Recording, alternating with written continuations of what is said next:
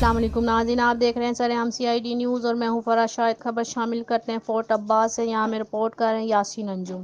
ان کا کہنا ہے مروٹ محکمہ جنگلات کا فاسٹ کارڈ مختار کرپشن کنگ سیاسی پشت پناہی کی وجہ سے محکمہ کا لاڈلا بنا ہوا ہے۔ فورٹ عباس مروٹ کے گرد نواح چولستان کے جنگلات کی غیر قانونی کٹائی کے ساتھ ساتھ درختوں کی کٹائی کا دھندا بھی عروج پر۔ مختار گارڈ کرپشن کنگ بنا گیا۔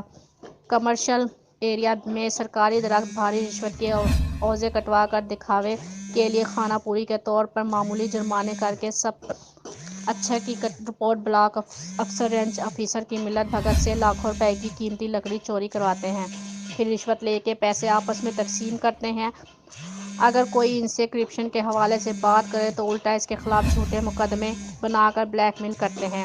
سرعام محکمہ جنگلات کے ملازمین کی ملی بھگت سے چولستان کے جنگلات کی چوری کی جا رہی ہے۔ ایک طرف وزیر اعظم صاحب کا گرین اینڈ کلینز پروگرام اور دوسری طرف محکمہ جنگلات کے افسران برکنے کے بجائے خود چند پیسوں کی خاطر جنگلات کی کٹائی کر رہے ہیں۔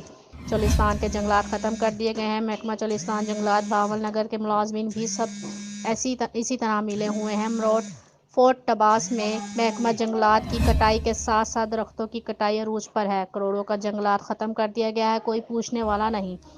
Fast Mukhtar guard Marot ranger officer Ayub ملکرہ، بلاک آفیسر دلاور سندھو اور نیچے سے لے کر اوپر تک سب ملے ہوئے ہیں۔ جب ان کے خلاف آواز اٹھائی جائے جھوٹے مقدمے بنائے جاتے ہیں، جو کہ آصف انور، کاشف انور، ساجد علی، چیک نمبر 313/4 مروٹ، جبکہ آصف انور 7 اگست 2017 سے سعودیہ میں اپنی محنت مزدوری کے لیے گیا ہے اور انہوں نے جو جھوٹا مقدمہ بنایا ہے 2018 تیسرے چوتھا مہینے کا ہے۔